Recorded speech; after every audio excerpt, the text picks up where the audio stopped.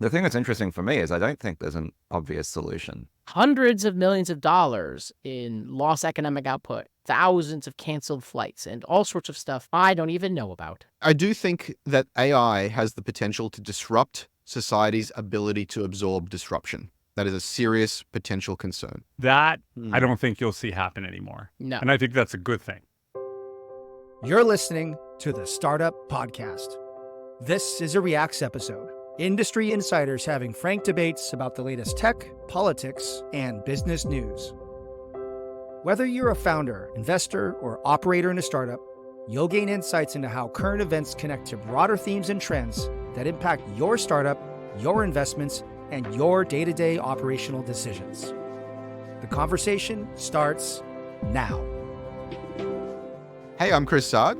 I'm Yaniv Bernstein. I'm Ben Parr. I'm Emil Michael. And welcome to this week's Startup Podcast Reacts. On today's show, we're going to talk about Kamala Harris becoming the new top-of-the-ticket candidate for the Democratic Party. What are her thoughts on Silicon Valley and technology, and what impact might it have on the tech ecosystem? We're also going to talk about Crowdstrike, massive outage over the last week, which affected really the Fortune 500, the Fortune 1000. What does it mean for concentration risk, for AI, and for tech and big tech moving forward? And then finally, we're going to talk about Sam Altman's UBI experiment, his study, Universal Basic Income. The results are in. Does it help to give people free money? Does it make them happier? And might it be a solution to the impending AI explosion of the economy? All that and much more on this week's show. Stay tuned. Whether you're starting or scaling your company's security program, demonstrating top-notch security practices and establishing trust is more important than ever. Vanta automates compliance for SOC 2, ISO 27001, and more, saving you time and money while helping you build customer trust. Plus, you can streamline security reviews by automating questionnaires and demonstrating your security posture with a customer-facing trust center, all powered by Vanta AI. And it gets even better. Just for TSP listeners, you can get $1,000 off Vanta when you go to vanta.com/TSP. That's vanta.com/TSP for the Startup Podcast to get $1,000 off. Chris, just before we get into the show, I'd like to talk about the TSP Pact. Regular listeners will know all about the TSP Pact, which asks, in return for the content that we give you, to please rate us and review us in your favorite listening app, and follow us on YouTube, and give us a shout out on your favorite social network. Now, we've gotten a fantastic new review on Apple Podcasts from Kaylin Anderson. Kaylin writes, required listening for any founder. Being privy to Chris and Yaniv's experience and perspective has been invaluable for navigating early and I anticipate later stages of running a startup. To top it off, their ability to give us insights from powerhouses in the space, like Patty McCord from Netflix, is hard to put a price on. Wait, no. For us, it's free. Nearly free, folks, but we do ask you to honor the TSP Pact, so do like Caden, give us a written review on Apple Podcasts. It helps the show more than we can describe. Yeah, Yaniv, and I also saw a shout out on social media where someone said, now that All In has gone full MAGA, you got to listen to Startup Podcast Reacts.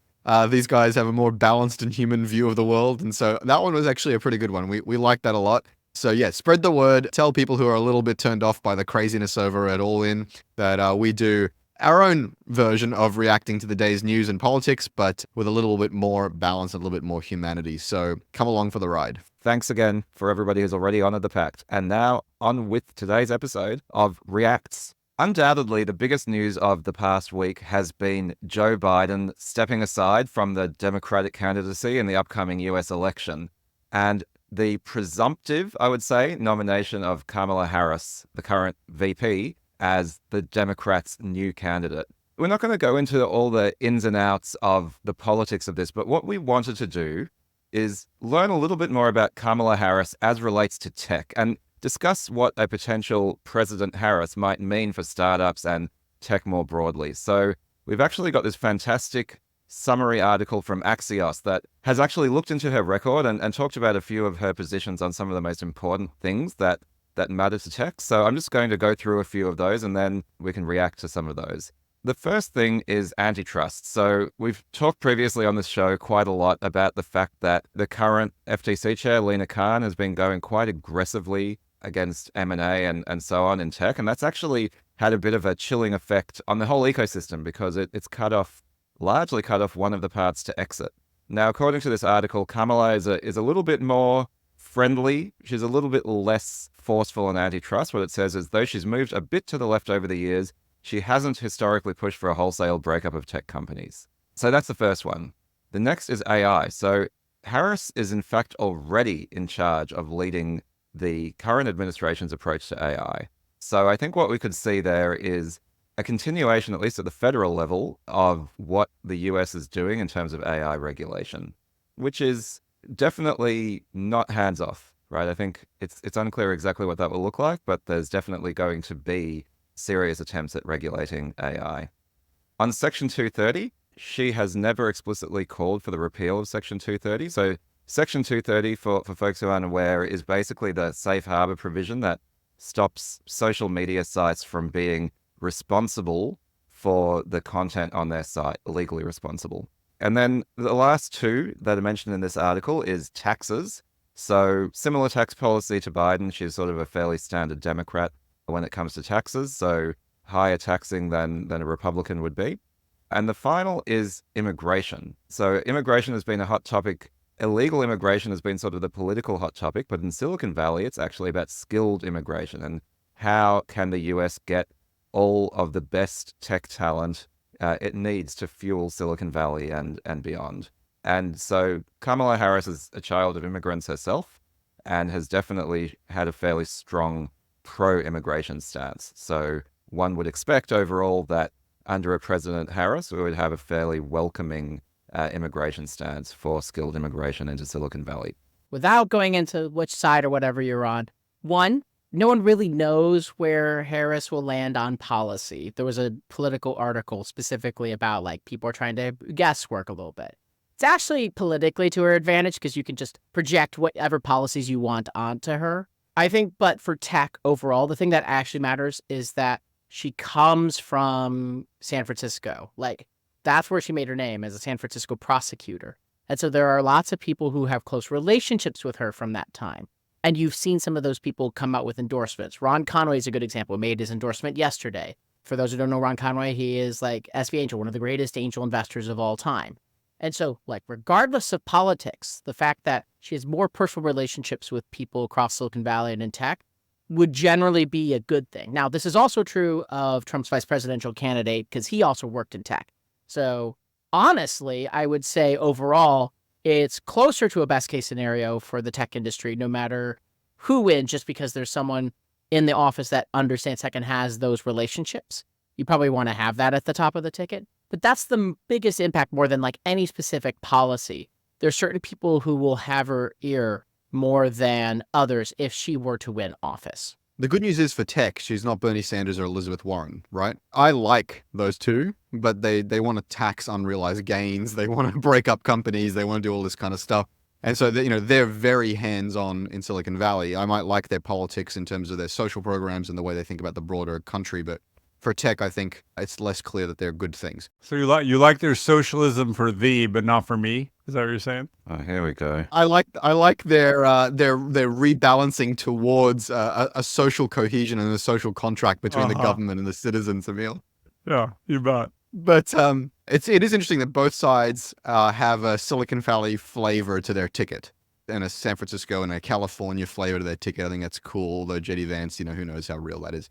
I think it's also interesting. She's kind of just now stepping into the light for me, which I think is a massive mistake for the Democrats and for Biden. They should have been putting her front and center for. You and I disagree strongly on that one, Chris. All right. Too much light is bad sometimes. It takes more time for people to be like, I like or don't like. Light is not good. You see this with like campaigns in Europe. You're just straight up wrong on this one. All right, let's debate that next. I like that. I want to debate that. And then, the bottom line is essentially a bit more of the same. The M&A thing is really important. You mentioned it, Yaniv, from the Post. I think it's counterintuitive when you think about breaking up the big companies. You think of like capitalism and more space for startups to play and more innovation and more consumer choice. But the reality is that just breaks one of the pathways to exit, as you touched on. And therefore it breaks valuations, it breaks the startup innovation culture, breaks a big part of the pipeline. And so it's counterintuitive. It's freezing M&A is bad. It's bad for startups. And so I think that's a good thing that she'd cool that off. Emil, what do you reckon? There's a little big move right or move to MAGA amongst all the tech billionaires. What do you make of that, and how do you think this changes the equation with Kamala in the game? I mean, it's big insofar as the names who have announced, Elon being the biggest, have said that, and therefore they could get their views out there broadly. But, you still have Reid Hoffman, Reed Hastings, Sheryl Sandberg, Ron Conway, a bunch, Ron yeah. Conway. So I think it's a little more out in the open now, but the real change, I think, is the money train. The money train is following those billionaires into the campaign, where I don't think that was the case in 20. It was definitely not the case in 2016 and not the case in 20.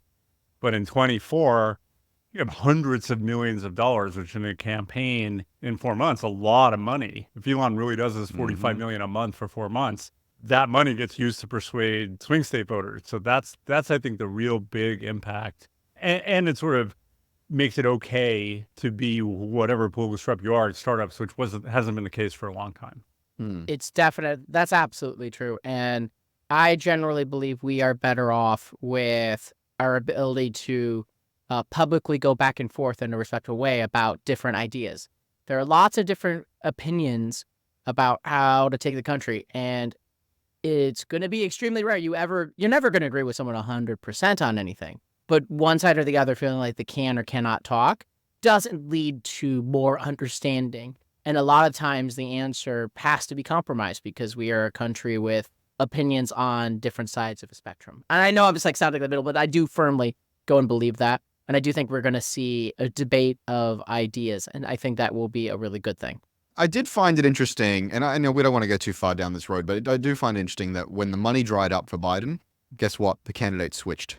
And this just goes to speak to, the reality that U.S. politics is captured by money and corrupted by money, and it's a kind of a glorified oligarchy, I believe.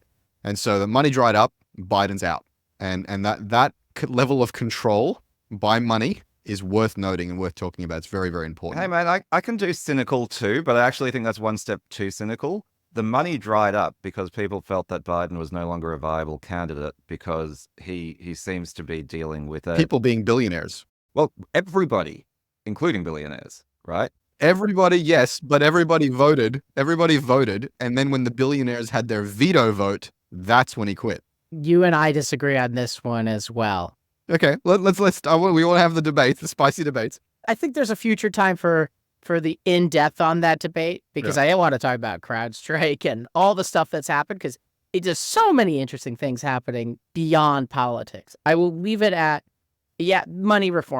finance reform is for sure an issue. It's much more complicated than it was a group of billionaires saying you can't. It was a large series of things started by one horrendous performance.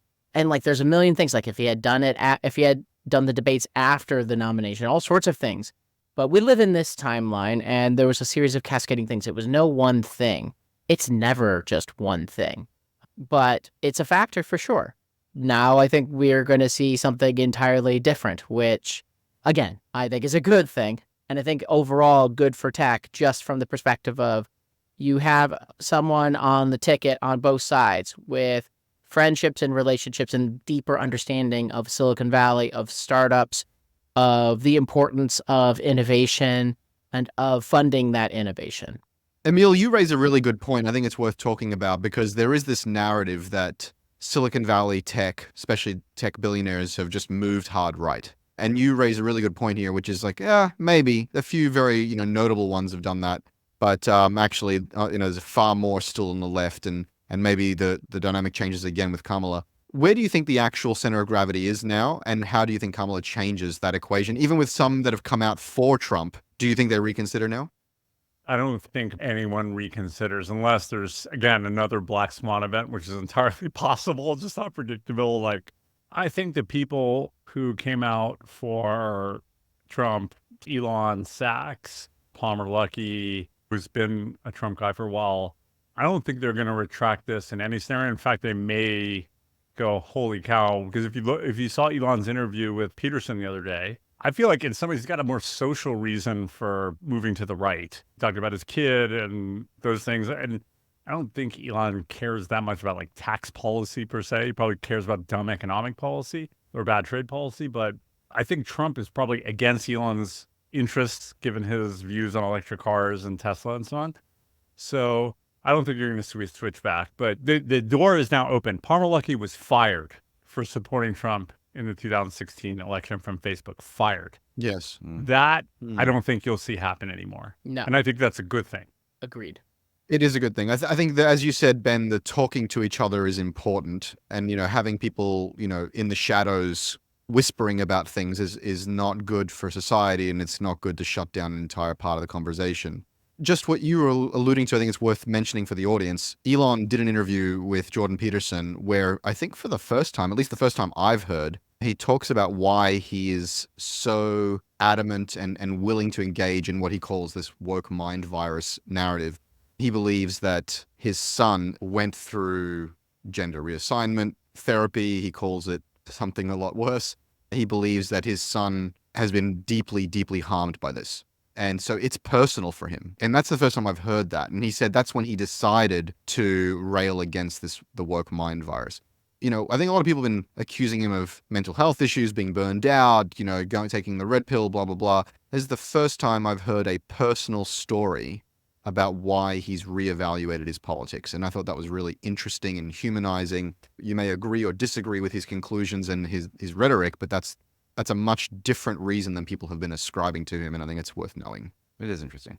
My aside was that there's just a Black Swan event every week. We've almost completely, I had this conversation with a friend, we completely forgot almost assassination attempt Oh, what? on a former president, which is something that normally would stay in the news cycle for the rest of a campaign. But we're in this modern era, it doesn't even feel like it lasts a week. That's also an impact of technology, actually. Let me do an aside on your aside, Ben, which is none of these things are Black Swan events. All of these things are dramatic events that have happened before and will happen again. And in that sense, were predictable, probabilistically, that sometime over the next however many years, there will be an assassination attempt on a US presidential candidate and that one will drop out. So I think there's a lot of drama, but... An aside on your aside, historically... That's an aside on my aside on your aside. Yes. The last several times there's been an attempt like that, politics went heavily in favor of the person who the assassination attempt attempted on. That almost certainly won't be the case this time around. It'll just be very close no matter what. But okay. The last time it was 1981, 42 years ago. So it wasn't that recent. The impact of technology, I think, is a big factor in terms of the speed at which news cycles change and our attention changes. I agree with you there, but I also want to say that this was gross incompetence by the Secret Service. Unbelievable incompetence. Had they been competent, this wouldn't have happened. It's clear this wouldn't have happened. This guy was 300 yards away. The Secret Service and the local police, right? Because there was video. More Secret Service in the end. Both, yes. But my God, I won't go too deep aside, but the former director of the Secret Service and the grilling, it was just awful. Just even watching a little bit, just wouldn't actually answer questions, wouldn't take accountability. He just had to go bare and be like, we effed up. Here's what we're going to do to fix it.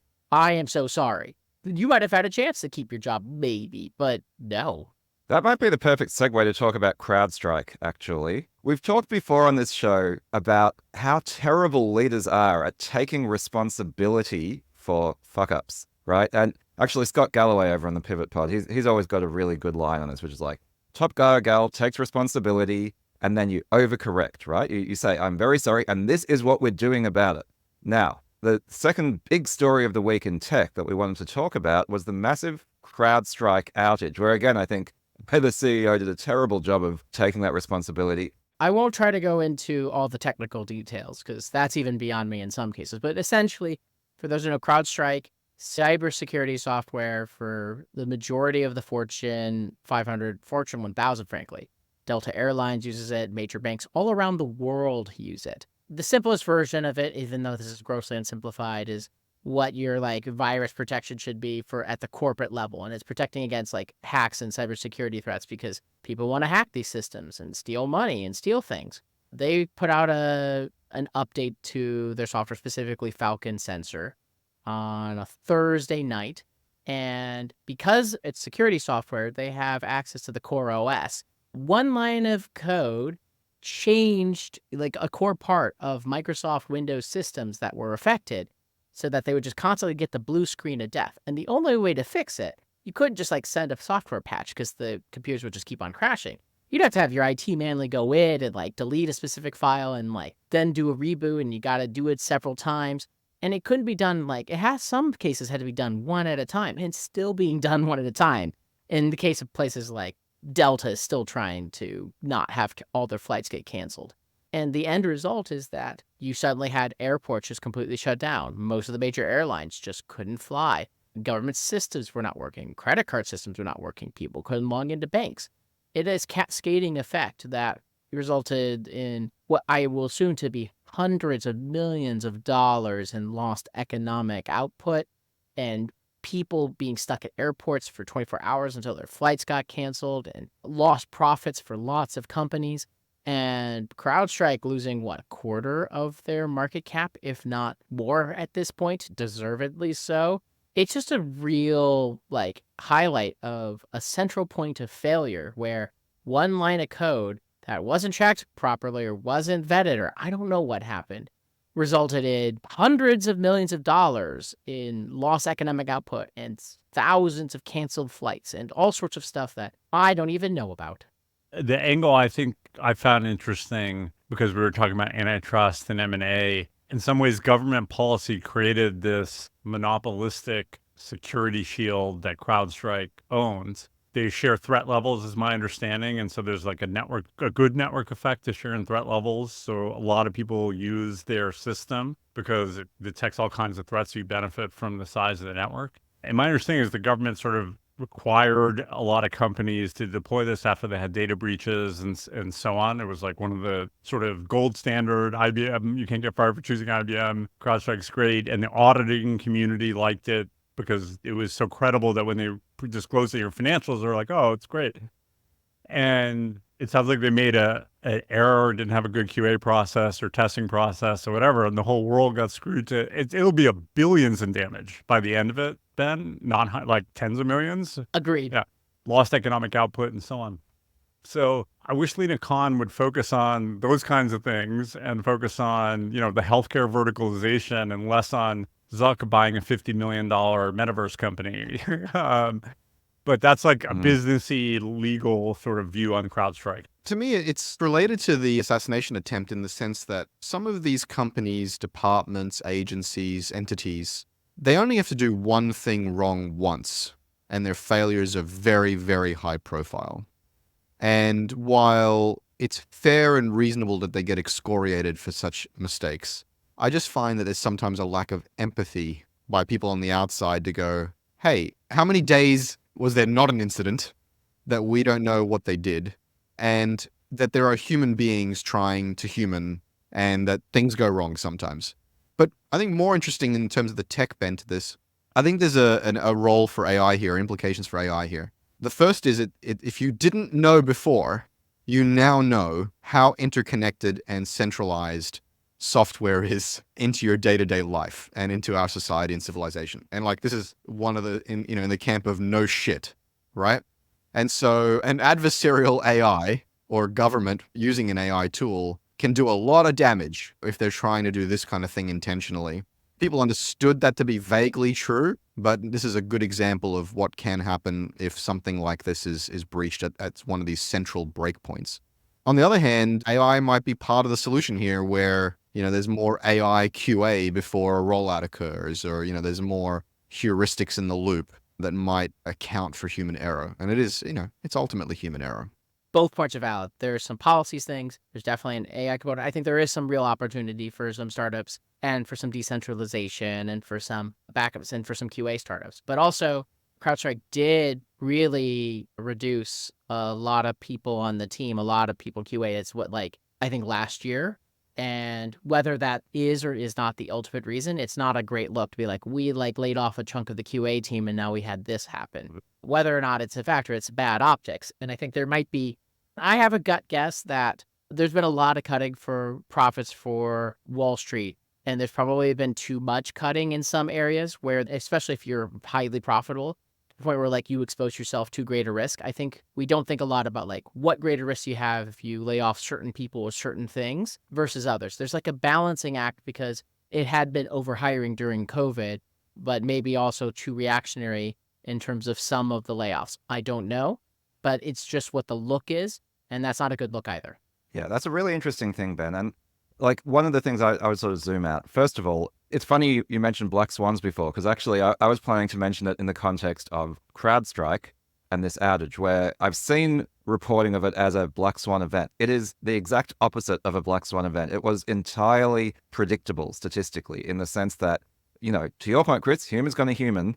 Nobody ever promises 100% uptime. Even, the most reliable services are like 5 nines, 6 nines. Shit goes wrong. And so shit went wrong. And like, you can do the sort of idiosyncratic, like, root cause, like what exactly caused this thing to go wrong. But if you sort of view it on the broader scheme of things, it's like, yeah, once in a while, something is going to go wrong everywhere. And so what we're really talking about here is that concentration risk. Like you mentioned, Emil, like the problem in our modern society, when we have a small number of institutions or systems controlling such important aspects of the whole world, is when that thing goes wrong, the cost is very, very high. Like, we've talked about it with like TSMC and NVIDIA and so on. And like Chris, you said, the risk with AI is simply that it causes further concentration. The thing that's interesting for me is I don't think there's an obvious solution, because it's nearly like the game theory here is pretty gnarly, where any individual actor is incentivized to just do what's right for them, right? And like I'd say, probably every customer of Crowdstrike was acting rationally in choosing Crowdstrike as their vendor, but their collective action meant that there was a global dependency on a single vendor that was really dangerous. And, we saw this also like in a different context during COVID, when we had the supply chain crunch, and like, we see an over-reliance on China for manufacturing, for example. And there were some small moves towards diversification and so on. But the truth is, large systems are more efficient and cheaper. And so following the logic of the markets, you get more and more concentration, because diversification comes with a cost. And so I don't know. Like, I guess I'm throwing my hands up in the air a little bit. I'd be interested in the rest of your thoughts, because I don't think there is a simple remedy to this. And Crowdstrike is only one example of the relatively small number, like I said, of institutions and vendors that control so much of the world.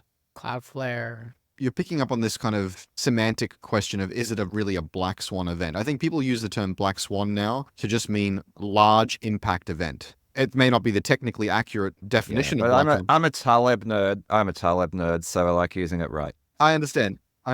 But what they're saying is that really, and what we're seeing is that large impact events are becoming more and more common. And as you're pointing out, Yaniv, that seems to be a natural consequence of some of these technology trends. And you're saying, large systems are cheaper to build or maintain. I would say it's not just about large systems are cheaper or better to build and maintain, but rather also that technology, especially networked software, drives really, really powerful flywheels, right? Really powerful flywheels. Whether it's OpenAI and their ability to accrue behavioral data, or Crowdstrike, as you said, Emil, they're able to look at network effects across their network and detect threats across the network.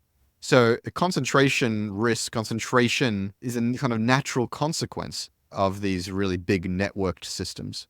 And yeah, I'm with you, Yaniv. I don't know what the solution is here. It's not obvious to me that there is one. It might be we just have to deal with this happening once or twice a year. I mean, look, Cloudflare is in that category, AWS and the major cloud providers in that category. It's not a large group of companies, but it's a strong group of companies. And probably, actually, let's be fair, it's almost insane that it doesn't happen a lot more often in a lot more places, and the infrastructure doesn't go down, like, shockingly often. And that is a testament to some of the stuff that these companies have built. I can't tell you. AWS went down more often in past years. I can't tell you the last time it did. They have a lot more redundancies internally now. Maybe they'll be the same for Crowdstrike.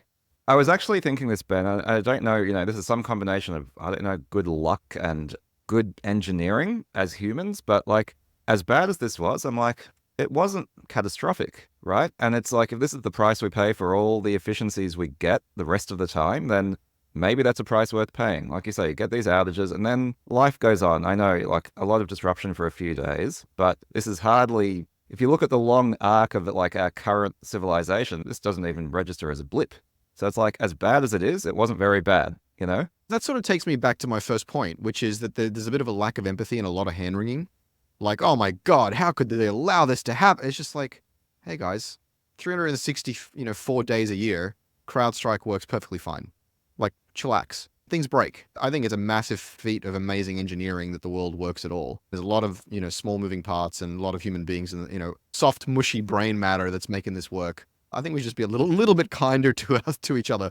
This stuff is hard. You say that, but also I can understand a mother with her family being deeply upset that they can't go home because of an error like that, like several levels up, and they're trying to get home. They're trying to get to a funeral, whatever it is. Yeah. There's a human element on both sides. And yes, it is amazing that we don't have it all happen all the time. I get the upset and the angerness, and it's not going to be done yet. They just called the Crowdstrike CEO to come before Congress. So that will be must-watch TV. Yeah, well, I mean, you think Congress people could read a question about this intelligently that a staffer wrote about? I mean, it's not going to be must-see TV, I guarantee that. But No. I should clarify. Must-see TV from the perspective of, would you like a laugh? Just from people bungling all sorts of questions. Well, I don't think it'll be interesting because all this guy has to do is talk tech in his answers. They'll be like, I don't know what he said. But I think capitalism generally will mitigate this problem because the cycle is about to start. Just like these massive data breaches. They have a lot of damages they're going to have to cover. They're not going to want it to happen again. They'll find out not just what caused the incident, but how to make a process on top of it so it doesn't happen again, and invest a lot more in that. And it'll happen less frequently.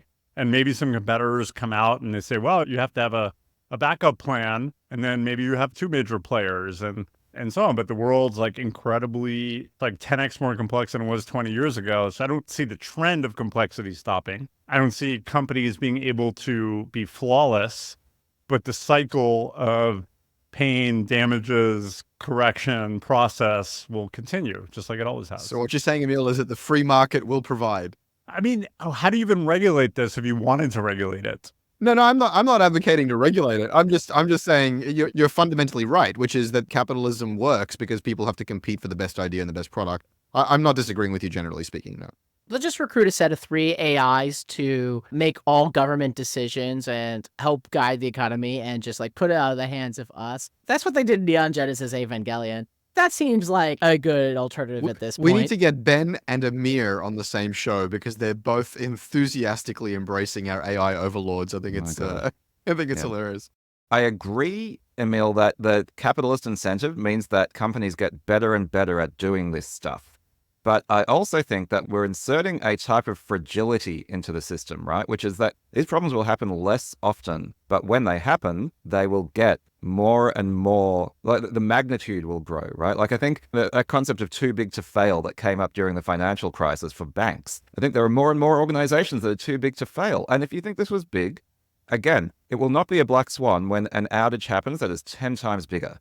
It is in fact entirely predictable that at some point it will happen. I'm not disagreeing. Yaniv, I agree with both points that if there's a way to decrease concentration so there's more competition, that's not better.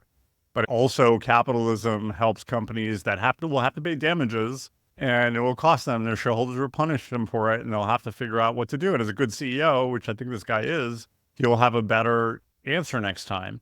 So I don't think those points are contradictory. No, they're not contradictory. I agree. Over 7,000 global companies like Atlassian, Dovetail, FlowHealth, and Quora all use Vanta to manage risk and prove security in real time. Why aren't you? Get $1,000 off Vanta when you go to vanta.com/TSP. That's VANTA.com/TSP for the Startup Podcast to get $1,000 off. Now, topic number 3, we wanted to talk about UBI, Universal Basic Income, is a concept that's been bandied around a lot in the US. I would say it's quite popular in Silicon Valley as a concept. The idea is that the government gives people a basic minimum wage, basically for free, to set a kind of floor in the economy and to make sure that people have their basic needs met. And it's often cited as a response or an answer to, hey, what happens when AI takes all our jobs? And so Sam Altman, who obviously is CEO of OpenAI, but I think really early in OpenAI's life, he funded or raised money for a UBI study, a study into how universal basic income actually affects people when implemented. The study has now come back. It's actually quite a long-term study over 3 years. And the results are in, and here are some of the key takeaways. Thanks to Morning Brew here on Twitter. He did a thread. I'm going to read out some of the key posts. He gave low-income people $1,000 a month for 3 years, no strings attached. Back in 2019, 3,000 Texas and Illinois residents were enrolled in this guaranteed basic income study. It was funded by Sam Altman, who raised $60 million for the study, $40 million of which was his own money. And all participants below $28,000 were given $1,000 a month for 3 years, while members of a control group were given $50 a month. For those who received $1,000 a month, overall spending increased by $310 a month. Most of that money went towards food, transportation, and rent. There was also an increase in offering financial support to others. However, those residents didn't necessarily experience improvements across the board. There was no direct evidence of improved access to healthcare or improvements to physical or mental well-being. So did it work or didn't it? Well, it's sort of a it depends answer, right? Mixed bag, like everything in life. Right, exactly. There was an increase in life satisfaction, but it didn't last. And there's a quote here: cash alone cannot address challenges such as chronic health conditions, lack of healthcare and childcare, and high cost of housing. But there was certainly some benefits that can't be avoided. So the answer, Emil, to your question is it helped in some ways. It didn't help for everything. So yes or no, if I force you to say, did it work or not in Chris, Ben, and Yaniv's opinion, yes or no? It feels like it works somewhat. No. Enough Yes to or be no. interesting. Yes or no? Yes. And look, yes, enough to do more experimentation, because we don't actually know the true answer to would this work and is this a potentially better system. I would argue that we have lots of flaws with the existing system overall that obviously need to be addressed. We can talk about income inequality, all that sort of thing. I like the idea at the high level of a cash stipend where you as the person have a choice on how you spend it. There would almost certainly in a U.S. system be some restrictions, like it probably if you're a convict or something. I don't know exactly what it is, but to me, at least, clearly, it sounds like it reduced some level of stress. $1,000 a month or whatever number is not going to change the fact that you could buy or not buy a house in a short period of time. Over a long period of time, it might. I would see the first version of that as successful. Well, interestingly here's one of the key findings, is those who were receiving the $1,000 a month, their average incomes rose from $30,000 to $45,700. Whoa. And when asked why, they said the cash offered flexibility that may increase agency to make employment decisions that are better aligned with the individual's circumstances, goals, and values. But I want to push back on your question, Emil, this kind of black and white, did it work or didn't it work? We're a show. We're trying to be provocative. Okay. But, it He's reminds... trying to push back on you. It reminds me of this whole product management academic philosophy of run an experiment and see if it worked. And did it work or didn't it work? And if it worked, then you roll it out. And it's kind of like this binary state of these experiments run in a vacuum. And I'm always a proponent when I come in to lead product to say, hey guys, stop experimenting your way to every damn thing. Many things are part of a system, and systems work as part of a cohesive whole. And this thing may not work in a vacuum, but it's these three things together improve the overall system and the quality of the system. And I think US politics and US governance is all too often, far too often about hey, let's try this random thing and let's have this random argument. Let's talk about this thing, each of them in a vacuum. But I think the problem with US governance and politics is that all too few times people step back and go, hey, it's a system. If mental health goes up and gun availability goes up and healthcare goes down, then you'll have more shootings and you'll have how about we address the 17 things that all contribute to the systemic problem? And so is UBI a panacea? Is it in a vacuum the answer to all the ills? No. Is it part of a mix of possible tools in a belt to solve a systemic problem that will become only worse? Possibly. And I think it needs to be thought of as a tool. So I want to go in a slightly different direction with this, which is I'm less interested in the exact outcomes of this study than in the fact that Sam Altman is so interested in UBI. What? No, that's a great observation. No, it's good. You're right. It is hilarious. It's a good insight. That's why we're laughing. Well, Yeah, no, I think keep because I think going. it says something about his philosophy, or his not even his philosophy, his view of the future, right? Which is that AI is going to take away people's jobs. And one of the things about capitalism, and one of the things that makes it work really well, is you've got this nexus between capital and labor, right? That no matter what your politics, what makes capitalism work is that you have both, right? And that labor is required and capital is required, and they go well together. And what AI is threatening to do, and I think what Sam Altman is implicitly saying he believes as a result of his interest here, is that it starts to break that link between capital and labor, right? Because now the capital can achieve so much on its own. You don't need to hire people, you just need to hire GPUs, right? And so that breaks capitalism, actually. Again, no matter your philosophy, because if people have no way of earning money, then they have no way of spending money, then that whole economic transfer doesn't work. And so you're like, what can fill the gap if people are no longer needed for most of the productive work in a society? And, UBI is, in a sense, kind of like nearly the most obvious dumb answer to that. So Yeah, it's like a brute force, like here's money. it's brute then. force. That's right. It's like, oh, okay, if people don't have any money anymore because they can't get jobs because their skills are not needed, let's give them money, right? And I guess it's interesting to see how that works. And this is far from the first study on UBI and similar schemes, by the way. And again, previous studies have, I would say, provided a mixed bag of results. But it's nearly a question of like, okay, if you have large levels of unemployment, this might be the only way of keeping the economy functioning. And I think that's a really interesting way of thinking. We've discussed this before, guys, right? Which is, what are the disruption curves? Meaning, like, if 1 billion people get unemployed in the space of 2 years, that's a problem. So that's a global problem. Like, it'll fissure societies. But if it's like every other technology trend where there's like a short disruption cycle, like, yes, the auto manufacturing industry kind of crashed when the Japanese started to perfect their cars, and then we had to like reinvent it, and but it wasn't a global phenomenon. It was sort of concentrated in small pockets. We don't exactly know yet. We can say call center agents are quickly going to get disrupted. So let's use that as the example of what do you do with those people who lost their jobs, which was a low skilled job that were getting paid a living wage. Right now, are there opportunities for that type of worker in most of the global economy, which is good. So you're projecting a world where that doesn't happen. The problem with UBI that I have, and why I say it doesn't work to solve the problem writ large, is because, and this is where I'm going to get fuzzy on you guys, which is it doesn't nourish the soul very much. It, like, to the extent you believe the depression problem we have in this country, mental health and all these things, are lack of connections with family because people live farther apart now, not in a dense family environment, and they don't have meaning in their work. This doesn't help either of those things. And that trend seems to be happening irrespective of AI, where people are getting unhappy, less connectivity, less work happiness, like even remote works, adding to that problem. Emil, you make logical points, but I do disagree with you. I think that was interesting what Chris said on the study showed like people's incomes increase. Part of that probably is because they changed jobs to something they maybe wanted to go and do more. And so I think on the surface, it doesn't go and nourish, and people need to have purpose to like feel good and all that.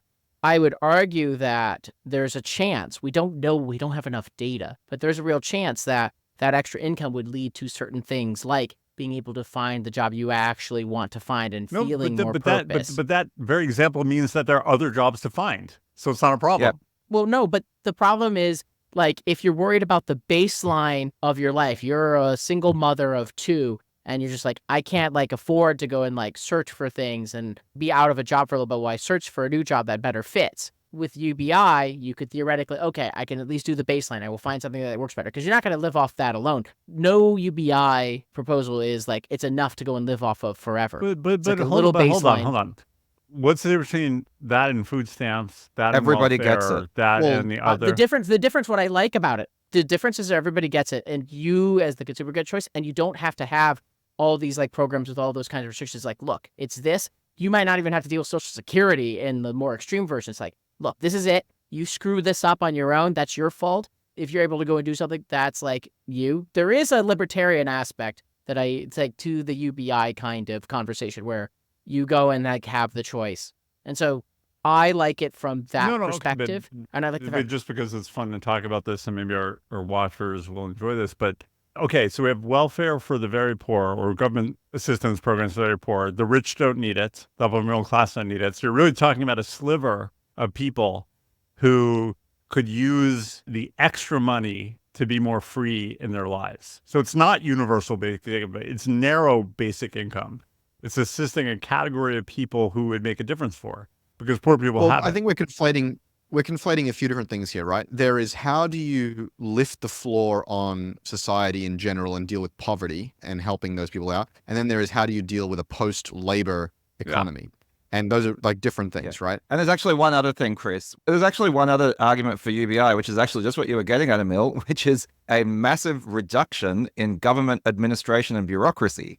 So for folks who don't like regulation, there's actually that angle on it too, which is like, instead of having these very complicated welfare systems, we just simplify. We're like, everybody gets the same amount and we can cut huge amounts of bureaucracy. But that's like a flat tax, man. Like, it's a reverse flat tax. At the bottom end of the scale, the people need more than that. It is a negative flat tax. Yeah, but let's talk about this in the context of solving the problem of labor implosion, right? So the first is, I agree with you that just handing money out doesn't address the problem of nourishing the soul. That is right. It's just plain on the face of it. People need a purpose, right? But I also think handing cash out, as we've just already alluded to, is a kind of like brute force kind of patch on the system. And ultimately what we need to try to figure out, if we believe that there is a post-labor economy, that we need to find some kind of post-scarcity civilization, right? Like, what does it look like when people can pursue their dreams and their passions and their interests? You know, again, I'm moving forward into like Star Trek territory here. It's like, how do you find people a role in society and resource them for those roles that is not connected to money and reward and all this kind of stuff, if in fact that's true? The last point I just want to make quickly is, Emil, the thing I'm most pushing back on with what you're saying is twofold. One is you're saying it's likely to roll out like every other change and disruption where we will just absorb it in the economy. And I'm saying if any cycle is likely to not be that, it's this one. Because there are accelerating exponentials. So I don't just, I'm not saying it will.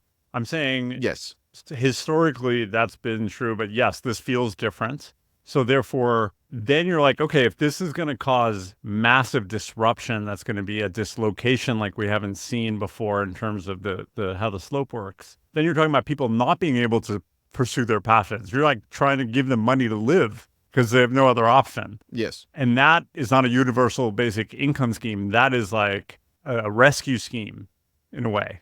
Yeah. So I mean, I do think that AI has the potential to disrupt society's ability to absorb disruption. That is a serious potential concern. But the other thing I also want to kind of push back on what you're saying a little bit is, I don't think the solution to that problem is any one thing. That's what I keep saying, right? Which is, does UBI nourish the soul? No, that's not its purpose. Its purpose is to solve the economic problem, or at least to chip away at the economic problem. And so just because it doesn't nourish the soul doesn't mean we throw the baby out with the bathwater, throw out UBI as a tool. I think we just have to find the right mix of tools, working our way to some new construction of our economy that is not rooted in just cash and commerce. Whether we want it to be like that or not, I feel like that's where it's inevitably going, because there's a whole bunch of people aren't necessary in this theoretical, hypothetical future. I have one final thought on this that maybe brings these concepts together, right? Which is that if you're a founder thinking about what are going to be growth sectors in the economy in the future, I think startups and companies that help nourish people's souls is actually a big growth area, because like you said, Emil, this stuff's already happening.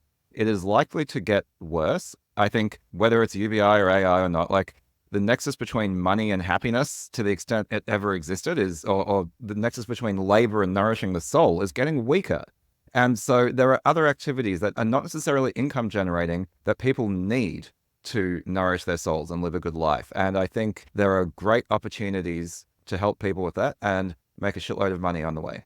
I think you just nailed it, Yaniv. I like the way you described it. The correlation between work and your soul is getting weaker. I like that. And yeah, we've had, centuries of this. I mean, you could argue we've always been defined by the role we play in the community, right? Whether it's hunting, gathering, nurturing. And so, yeah, startups that address that problem and ideas that look at civilization from a left of center point of view, or from a skewed point of view, and rethink some of that, that's where the conversation is going to need to go. If in fact we'll see the kind of disruption that we're the worst case scenario. Just give me some replicators, add a teleporter, and I'll be good. They're in the mail, mate. That's right. I mean, to pull this all the way back, to go to Star Trek, we need a commensurate abundance in energy and materials. And then you have Star Trek. Any entrepreneurs who have built the replicator, please message me. I will write a check out of my fund. Shit, I'll write you a check. I don't even have a fund, so let's do it. That is dangerous because they could replicate your check. If they could replicate gold, I'm definitely writing a check. And then I'm getting my money back in gold. It's literally the money printing machine that we talk about on the EDU episodes, Yaniv.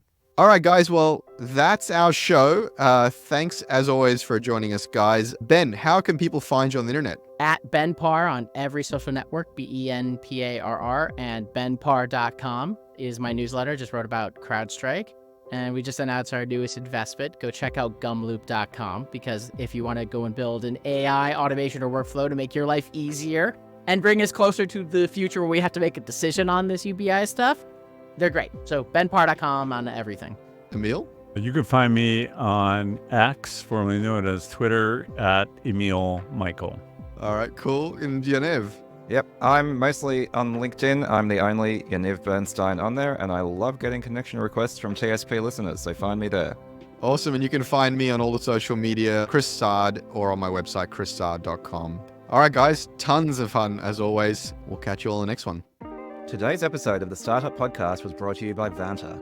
Vanta automates compliance for SOC 2, ISO 27001, and more, saving you time and money while helping you build customer trust. Plus, you can streamline security reviews by automating questionnaires and demonstrating your security posture with a customer-facing trust center, all powered by Vanta AI. Over 7,000 global companies already use Vanta. Why don't you? Get $1,000 off Vanta when you go to vanta.com/TSP. That's VANTA.com/TSP for the Startup Podcast to get $1,000 off. We're not as cool as CNBC, Emil, but it's good that you slum it with us every now and then. I mean, this is where I get my tech workout, my brain workout, so I dig it.